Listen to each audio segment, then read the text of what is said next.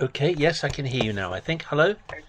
Hello, yeah? Yes, better, better. Is that good? Yes, that's better. Thank you very much indeed. Have you had a good day?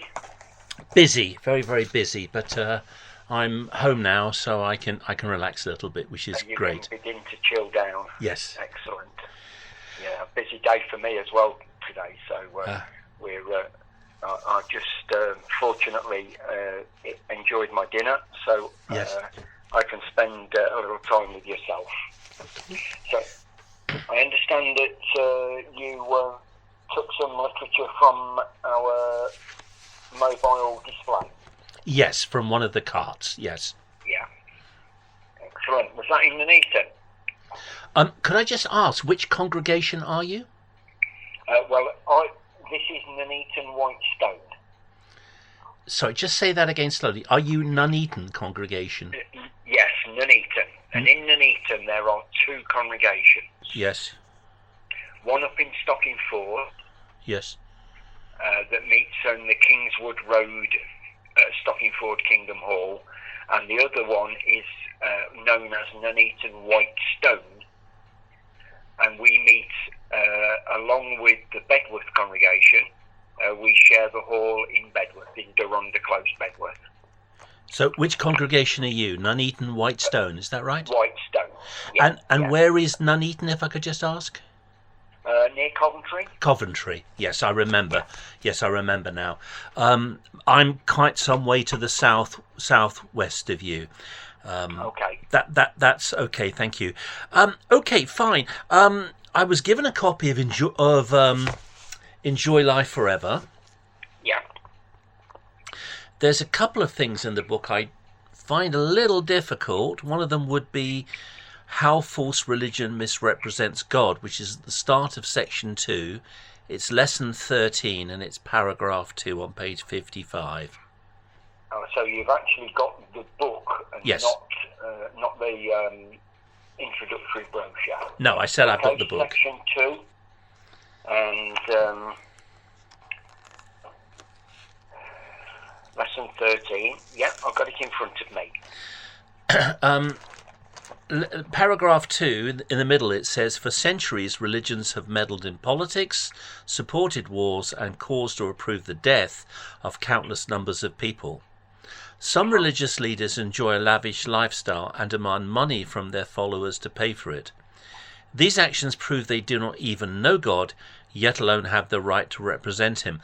The book seems to be saying that if a religion meddles in any way with politics or it supports warfare, then it can't represent Jehovah God. At least that's the way the book reads to me. Have I got that right? Yes, basically you read it right. And it calls religions that meddles in warfare pawns of Satan the devil in the Awake, 22nd of April 1993, page 6, which is quite a, upfront statement to make. It's a bit bold, isn't it? Yes, yes. So how about the fact that the Watchtower has had a long involvement with warfare and politics? For example, the Watchtower Bible and Tract Society of New York joined the United Nations as an NGO in 1992. Lloyd Barry, your then governing body member, signed the Watchtower Bible and Tract Society of New York into NGO membership of the United Nations. He signed the paperwork in 1991. They were accepted in 1992. Well, that's a political organisation. Your own literature calls the UN one of the satanic beasts of the Book of Revelation, but you join the UN. I find that strange. Yeah, I find that strange. I didn't. That's information that I have not got. I was not aware of that. That's something that I cannot defend because I know nothing about it. Okay, well, you can always look into it and get back to me. Yeah, I will do. And they're also today involved in numerous political groups, one of which would be OSCE. OSCE stands for the Organization for Security and Cooperation in Europe. It's a political organization set up by the Americans after the SALT talks, which I can remember in the 1980s when the Americans and the Russians reduced the number of nuclear weapons in Europe. And OSCE was set up as a political solution to bring all sides together. It's basically a political talking shop, and many of its members would be members of political parties throughout Europe. However, quite a few religious groups have strong associations with OSCE and attend numerous OSCE meetings, including Scientology, Jehovah's Witnesses, and some of the more extreme ultra-Orthodox Jewish groups. And it seems that what they're trying to do, certainly in the case of Scientology and Jehovah's Witnesses, would be to outlaw criticism, to make any kind of criticism of them illegal.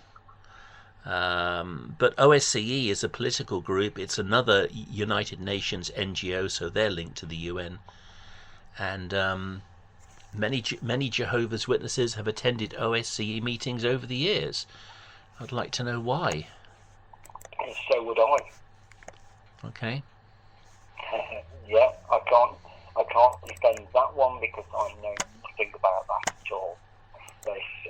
What you are telling me is something that is completely unknown to me, so I can't comment on it or argue it or make any contribution towards that. Sure. Not knowing any of that information.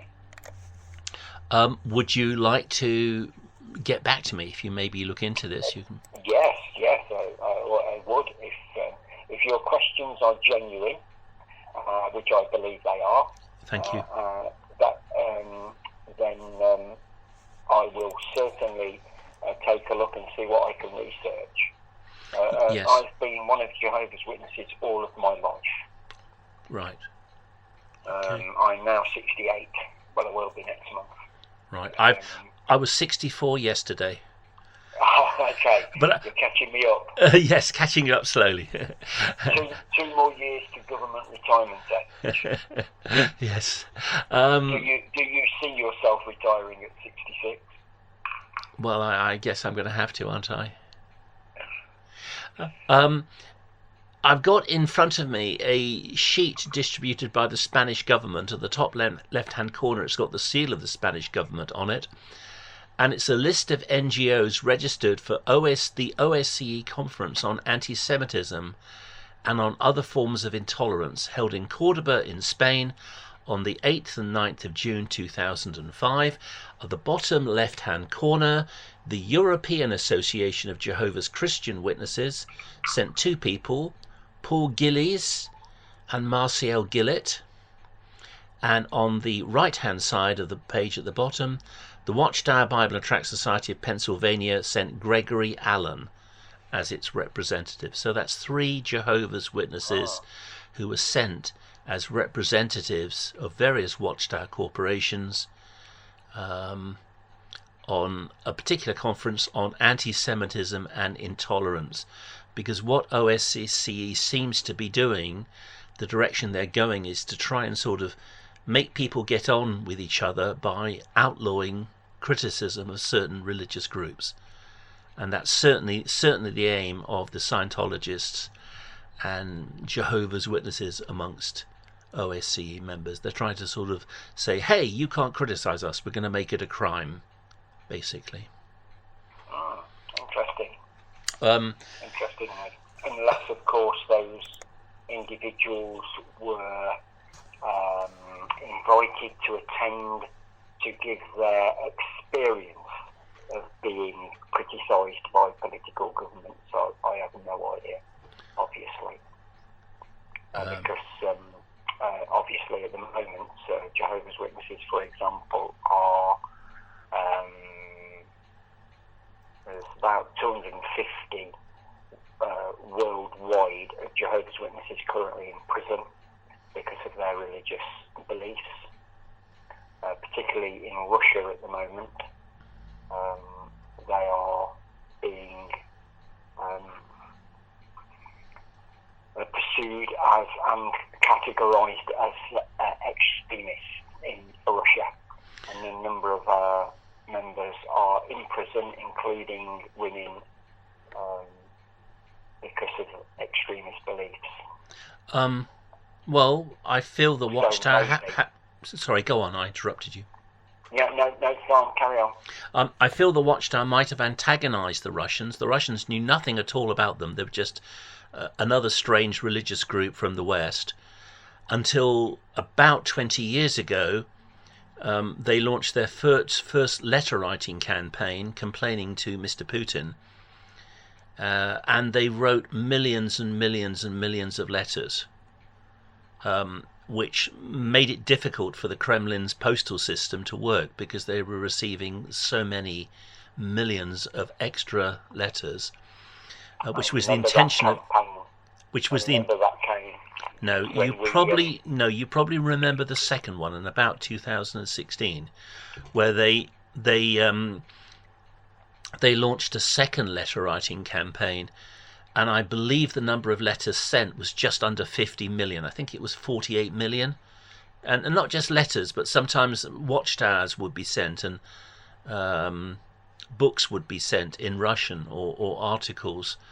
So they received just under 50 million letters and small parcels, enough to fill a football stadium, to a court in Russia and also to the Kremlin, which again, it caused the Russian postal services to collapse. They just couldn't cope with so much extra post.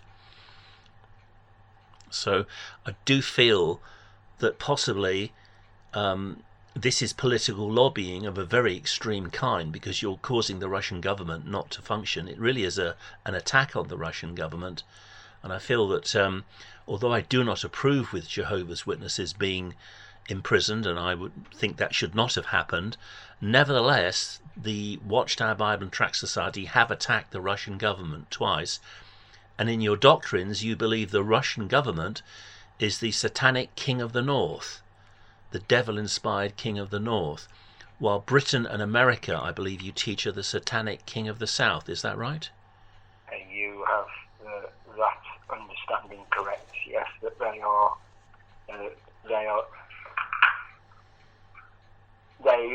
that's right. Russia is currently the king of the north, and the king of the south is the Anglo-American world power. Yeah. These are powers that are being used by Satan, according to the Watchtower. Well, yeah. All political powers are ultimately under the control of the system of things we live in, which is satanic controlled. Would that include, do you believe that includes the British crown? Do you think that King Charles III's crown and Queen Elizabeth, when she was queen, do you think the crown of England, being the head of the British government, which is one half of the satanic king of the south, according to the Watchtower, do you think the crown is also satanic? We would not say that as individuals. No, I didn't ask you that. I didn't ask you that. I didn't ask you that. I asked you about the crown. I asked you about the crown, which is the authority of the head of state of Britain. Anything that is not in line with Jehovah's direction, we would consider to be under the control of Satan's system. Doesn't mean that they are satanic in themselves, but they are part of. If it's not godly, it's satanic. And do you believe that the crown of Great Britain, which is not a person, it's an office, do you believe the crown of Great Britain is under, I don't know the exact phrase you used, was it satanic influence or something? Or satanic control? Satanic, it doesn't necessarily come under satanic in as much as it does not act in a satanic way, but simply because it is not godly, it has to be on the other side. What do you mean, the other side? Well, there is the existence of God, and there is the existence of his arch enemy. Who is the devil? Who is Satan, the devil? Yes. And which side is the British crown on? Well, it's not on God's side, is it? So whose side is it on? Well, it's obvious, isn't it? Well, I'm asking you who. It's not necessarily satanic. Don't try and trick me into saying that it is satanic.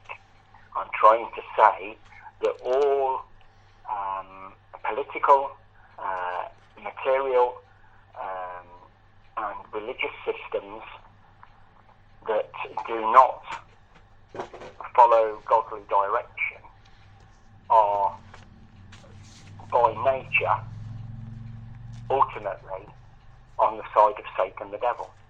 None of those, not saying that every one of those people are satanic or satanically motivated by any means, but they are not part of God's system. So are they a part of Satan's system? Yeah. Okay. One of the verses about government is Romans 13 verse 1. Let every soul be subject to the governing authorities, for there is no authority except from God, and the authority that exists, the authorities plural that exists, are appointed by God. It seems to be that the principle of human government is instituted by God. Otherwise, if there was no law and no police or army, we'd all be savages, killing each other, as in the prehistoric times. So civil government is something that's ordained by God. I will agree most rulers abuse their power, I don't deny that, but the principle of human government doesn't come from Satan, it comes from God, according to Romans 13:1. So they stand placed in their relative positions by God, or as effectively they're allowed to stand for the time being by God's permission. So while God allows them to stand at this moment in time by his position, then we would submit to their authority to the degree where it doesn't clash directly with God's orders. So, for example, we pay our taxes. Whatever the government does with those taxes is entirely up to them. We obey the law to the nth degree where we can, without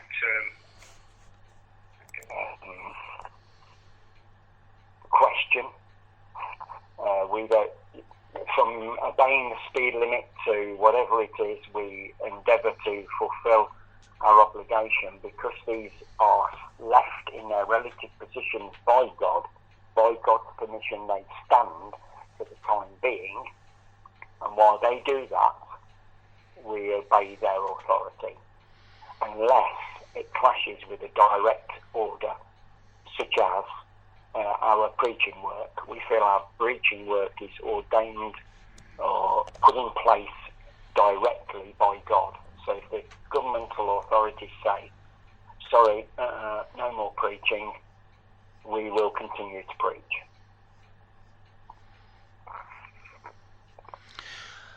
Is it possible to talk about warfare?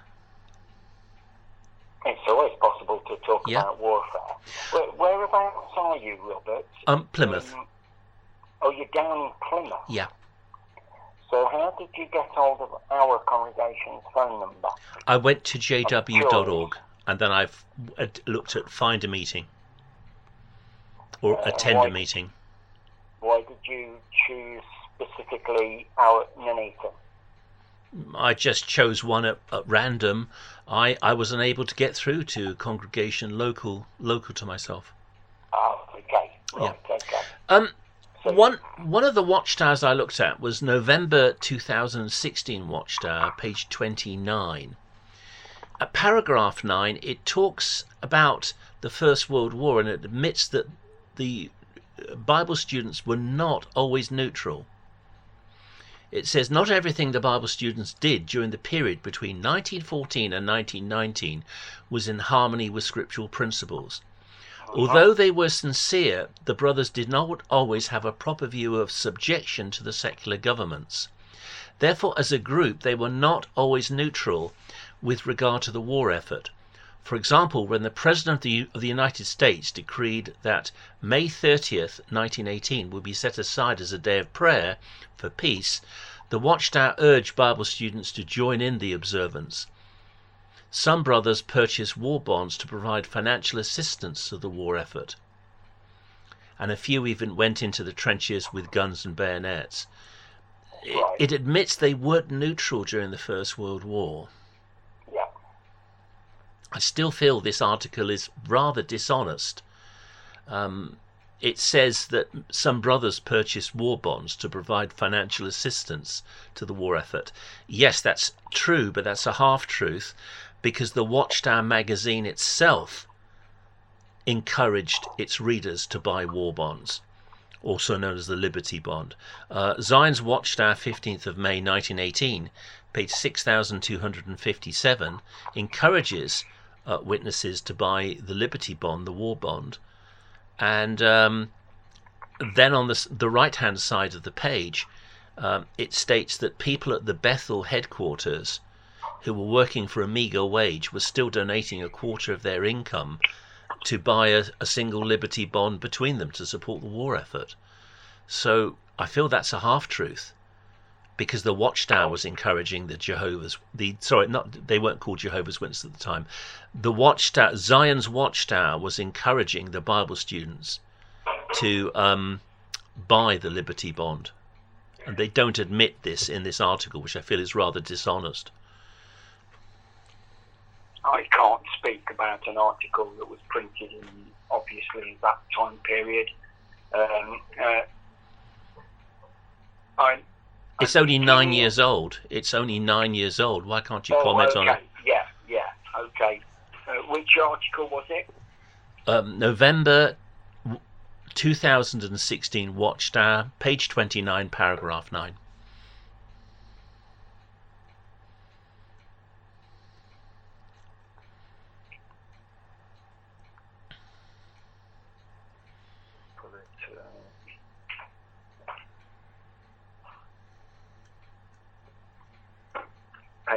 Sorry, Robert. Page 29, paragraph 9. The heading is "Some Refining Needed."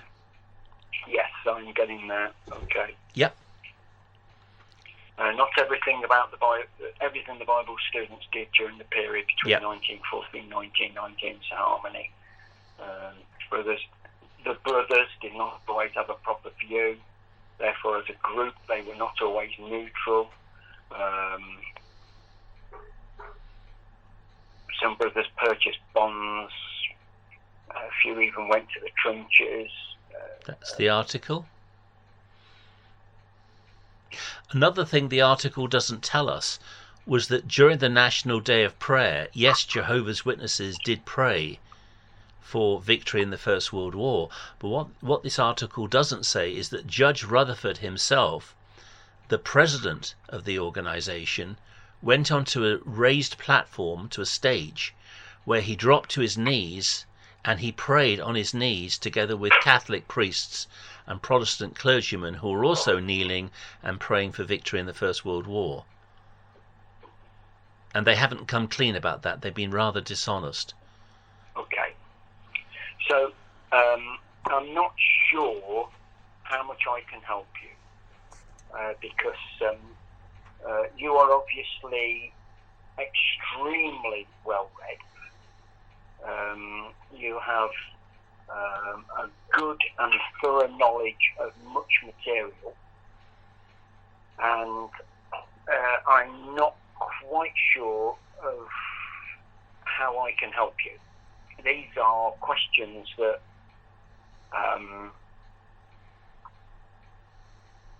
cannot ultimately be answered by one individual within Jehovah's organisation. Oh, why? Because I didn't print any of these magazines or any of this information. As far as I'm concerned, some of this information in paragraph 9, for example, would cover the events you're speaking of. It admits that not everything the Bible students did during the period between 1914 and 1919 was in harmony with scriptural principles. They got it wrong. We got it wrong. Okay. And it would be difficult to go through every issue that we got wrong. But what we're saying there is we got it wrong. We made mistakes. Why should I trust an organisation that makes so many mistakes? Because they violated neutrality in the Second World War also. The yearbook, 1983 yearbook admits to this on page 97 to 98. In all honesty, Robert, if you feel that you cannot trust this organisation, then that's your decision. I can't answer every question that you have any better than the material that you've obviously, thoroughly and expertly analysed, and you've come up with some material that, in all honesty, must have taken some depth of research. Would I be wrong in saying, and please correct me if I got this wrong, that there is an agenda? Well, the agenda is to get to the truth. That's my firm intention. Yeah. I believe that Jesus Christ is the God of truth, and I don't think Jesus Christ would have anything to do with people who deliberately, share untruths. Okay. Well, that's your prerogative. Isn't it yours also? It's my prerogative also to, I look at what I have, I look at the evidence, and the evidence I have before me, my prerogative is to make my choice. And my choice is that as a group of people dedicated to serve Jehovah, mistakes have been made, mistakes are always made, but until I have any further, my personal decision is that this is the truth. What do you mean by the truth? Is that just a buzzword? Is that jargon? No, it's not jargon. You've just said to me about the truth about Jesus Christ. No, I quoted John 14:6, where Jesus says, I am the way, the truth, and the life. He is the truth. Yeah. Well, if he is the truth, why would he have anything to do with a religion that doesn't teach the truth, that teaches lies? The Watchtower has had a heavy involvement in politics, going back to the 1920s. They had people lobbying for them and lobbying politicians since the 1920s, since a century ago.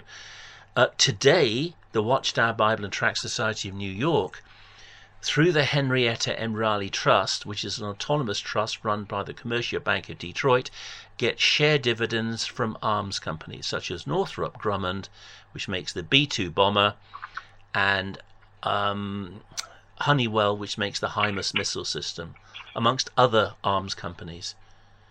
They even get share dividends from Lionsgate Entertainment, which makes soft pornography. How could an organization that claims to be God's organization get share dividends from arms companies and soft pornography, and then have the gall to say they're God's organization? Well, as an individual member of an organisation of 9 million people, I cannot answer any of those points.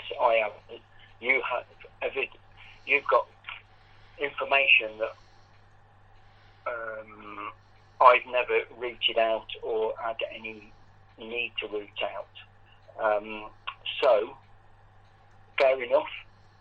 I am admitting that I cannot defend any of what you've said, but I cannot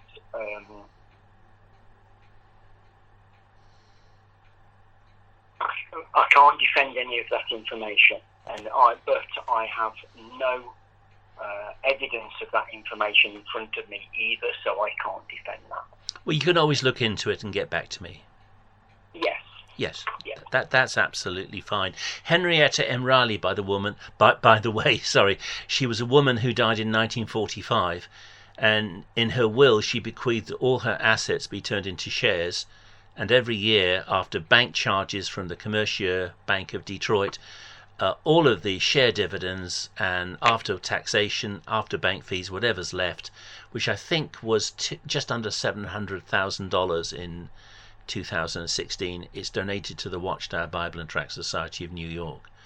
So the Watchtower doesn't own the Henrietta M. Riley Trust. It's an autonomous trust, but they're happy to receive share dividends from them for 80 years now.